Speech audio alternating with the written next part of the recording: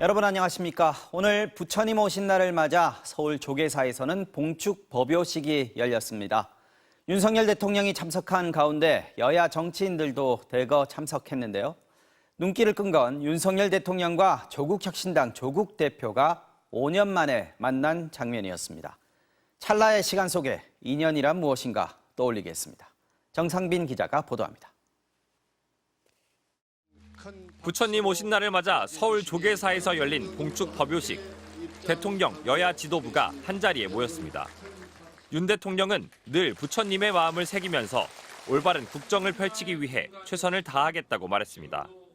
민생의 작은 부분까지 꼼꼼하게 챙겨서 국민의 행복을 더욱 키우겠습니다. 이번 치료를 마치고 어제 퇴원한 더불어민주당 이재명 대표는 행사에 참석하지 않았습니다. 이 대표는 SNS를 통해 우리 정치도 적대와 반목을 극복하고 오직 민생의 길로 정진할 수 있으리라 믿는다며 부처님 오신 날을 기념했습니다. 가장 눈길을 끈 건 윤석열 대통령과 조국 대표의 만남이었습니다. 두 사람은 악수를 하며 인사했고 윤 대통령은 조 대표에게 반갑습니다라는 말을 건넸습니다. 윤 대통령은 지나친 뒤 다시 한번 고개를 돌려 조국 대표를 쳐다봤습니다. 두 사람이 공식 석상에서 만난 건 2019년 7월 이후 5년 만입니다. 문재인 정부의 검찰총장으로 임명된 윤 대통령은 자신의 임명장 수여식에 당시 민정수석이었던 조 대표와 손을 맞잡았습니다. 두 사람의 인연은 곧바로 악연으로 변했습니다. 조국 대표가 한 달 뒤 법무부 장관으로 내정되자 윤석열 당시 검찰총장은 조 대표의 가족에 대한 전방위 수사에 착수했습니다. 조 대표는 취임 35일 만에 자리에서 물러났고 부인 정경심 전 교수는 징역 4년형을 선고받았습니다. 딸 조민 씨는 대학과 의학전문대학원 입학이 취소되면서 최종 학력이 고등학교 졸업으로 바뀌었습니다. 조국 대표는 지난 총선에서 조국혁신당을 창당해 국회 입성을 앞두고 있습니다. 조 대표는 당선 이후 윤 대통령을 향해 만나자며 수차례 요청한 바 있습니다. 조 대표 측은 윤 대통령과의 짧은 만남에 대해 조 대표가 하고 싶은 말은 많았지만 행사의 성격을 고려해 자제한 것으로 알고 있다고 설명했습니다. MBC 뉴스 정상빈입니다. 조계종 총무원장 진우 스님은 김건희 여사 덕분에 고려시대 스님들의 사리가 미국에서 돌아왔다며 윤 대통령을 통해 사의를 표했습니다. 하지만 김 여사의 모습은 오늘도 보이지 않았습니다. 당초 김 여사는 오늘 서울 시내 사찰에서 열리는 점심 공양에 참석하려고 했지만 행사 직전 불참을 통보한 것으로 확인됐습니다. 구승은 기자입니다. 봉축 법요식에 앞서 윤석열 대통령과 조계종 총무원장 진우 스님이 만났습니다. 아이고 올해 작년에는 여기 우리 행사 마칠 때쯤 또 갔다 오기 시작했는데. 네. 날씨 이야기와 함께 가벼운 덕담이 오가다가 스님은 김건희 여사 이야기를 꺼냈습니다. 진우 스님은 영부인 덕분에 해외로 유출됐던 고려시대 스님들의 사리가 돌아왔다며 김 여사에게 감사 인사를 전했습니다. 작년 4월 미국 국빈 방문 당시 보스턴 미술관을 찾은 김건희 여사가 사리 반환을 위한 양국 논의를 제안했던 사실을 거론하며 사의를 표한 겁니다. 이에 윤 대통령은 한미 관계가 돈독하기에 가능한 일이었다며 불교계에 기여하게 돼 영광으로 생각한다고 화답했습니다. 덕담의 주인공은 김건희 여사였지만 김 여사는 그 자리에 없었습니다. 환담 후 이어진 법요식에서도 김 여사의 모습은 찾아볼 수 없었습니다. 윤석열 대통령은 공식 행사를 마친 뒤 강남구 봉은사로 이동해 비공개로 점심 공양을 했습니다. 이 자리에 김건희 여사가 참석할 예정이었지만 김 여사는 행사 직전 불참을 통보한 것으로 확인됐습니다.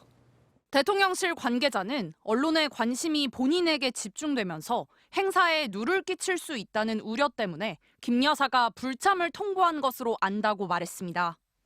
김 여사는 명품백 수수 논란이 터지면서 작년 12월 네덜란드 순방 이후 공개 행사에서 사라졌고 152일째 잠행 중입니다.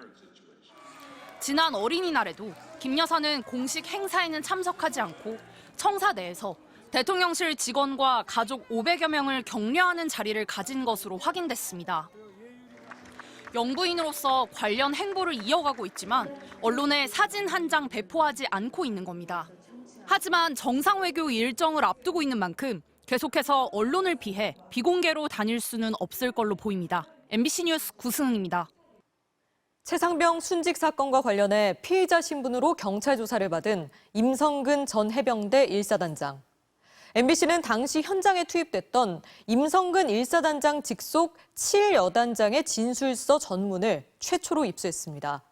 7여단장은 임성근 사단장이 직접 구체적인 지시를 했다고 일관되게 진술했습니다. 이덕영 기자가 단독 보도합니다. 작전을 지시하지 않았다. 지시할 권한이 없어 책임도 없다는 것이 임성근 전 사단장의 주장입니다. 일부 언론에서 심지어 제가 하지도 않는 수중 수색 지시를 제가 했다고. MBC는 현장에 투입됐던 해병대 1사단 직속 7여단장의 진술서를 확보했습니다. 7여단장은 임성근 1사단장의 직접 지시를 받아 부대를 지휘했습니다. 임 사단장은 당시 현장 작전 통제권은 육군으로 넘어가 자신은 지휘권이 없었다고 했습니다. 하지만 7여단장의 진술은 반대입니다. 최상병 사망 전까지도 작전 통제권을 가진 육군과의 원격 화상회의, VTC는 단 한 차례도 없었다고 했습니다. 육군 54단장이 찾아와 작전 지도를 한 적도 없었습니다. 반면 임성근 전 사단장은 지휘권이 없다면서도 수색 작업 첫날인 7월 18일 현장을 찾아 작전 지도를 한 뒤 저녁 8시 30분에 화상회의도 직접 주재했습니다. 이 회의에서 임 전 사단장이 전반적으로 작전에 대한 평가와 지침을 내렸다는 겁니다. 수변으로 내려가서 장화를 신고 작전을 수행하라는 등 임 사단장의 세세한 지시도 이때 나왔습니다. 7여단장은 자신은 해병 1사단장의 지침을 받아 작전을 수행한다며 임성근 전 1사단장이 현장을 사실상 지휘했다고 밝혔습니다. 정식으로 철수지 씨는 좀 상황이 애매해. 내가 사단장님께 몇 번을 건의드렸는데 전날부터 알잖아. 7여단장은 부대를 이끌고 출동하기 직전까지도 실종자 수색이 주 임무란 사실을 몰랐다고도 했습니다. 그나마 안전 관련 지시는 우선순위도 아니었습니다. 7여단장은 출발 직전 임 전 사단장으로부터 실종자 수색 작전의 우선순위를 돌아 복장은 해병대 적색상의 체육복에 정찰모로 통일하라는 지시부터 받았습니다. 7여단장은 구명환이나 로프 같은 안전장구를 준비했더라면 물에 빠진 최상병을 구출할 수도 있었다는 아쉬움이 너무 많다고 진술했습니다. 이에 대해 임 전 사단장은 실종자 수색 임무를 몰랐다는 것, 일부 인원의 책임 전가라고 주장하고 있습니다. MBC 뉴스 이덕영입니다. 한 교양 프로그램 진행자 섭외를 둘러싸고 KBS 노사 간 갈등이 다시 격화하고 있습니다. 이른바 낙하산 MC를 거부한다는 제작진의 공개 반발에 경영진도 반박하고 나섰지만 석연찮은 구석이 적지 않습니다. 무기한 방영 중단이 결정되면서 프로그램이 존폐기로에 섰다는 우려마저 나옵니다. 이용주 기자입니다. KBS 역사저널 그날 제작진은 개편 이후 첫 방송을 오는 19일로 준비 중이었습니다. 새 진행자는 배우 한가인 씨. 대본 작성과 일부 코너 촬영 등을 마쳤습니다. 그런데 녹화를 나흘 앞둔 지난달 26일 사측이 연기를 지시했습니다. 조수빈 전 KBS 아나운서를 진행자로 기용해야 한다는 이유였습니다. 2주간의 진통 끝에 사측은 이달 10일 무기한 방영 중단과 제작진 해산을 통보했습니다. 논란이 커지자 사측은 어젯밤 사내 게시판을 통해 해명에 나섰습니다. 한가인 씨 섭외 완료를 보고받기 앞서 이재원 제작 1본부장이 조수빈 MC 검토라는 의견을 제시했다고 밝혔습니다. 담당 국장 등과 협의도 했다며 벼락 통보가 아니란 주장입니다. 하지만 제작진의 의문은 여전합니다. 한 씨 섭외에 긍정적이었던 이 본부장이 사흘 뒤 조수빈 씨를 MC로 해야 할 것 같다고 돌변하며 이유를 설명하지 않았던 겁니다. 특히 이 본부장이 MC와 관련해 아무것도 하지 말라고 담당 국장 등에게 여러 번 강조한 점에 윗선 개입을 의심하고 있습니다. 제작진과의 아무런 커뮤니케이션 없이 이렇게 윗선에서 MC 선정 과정에서 모든 걸 다 결정해 내려서 지시하는 사항이 저는 굉장히 큰 문제가 아닐까. 백선엽 기념사업회 이사 등을 지냈던 조수빈 전 아나운서의 경력도 논란입니다. 이른바 뉴라이트로 불리는 세력들이 이념 전쟁의 도구로 공영방송의 틀을 활용하려는 것 아닌가.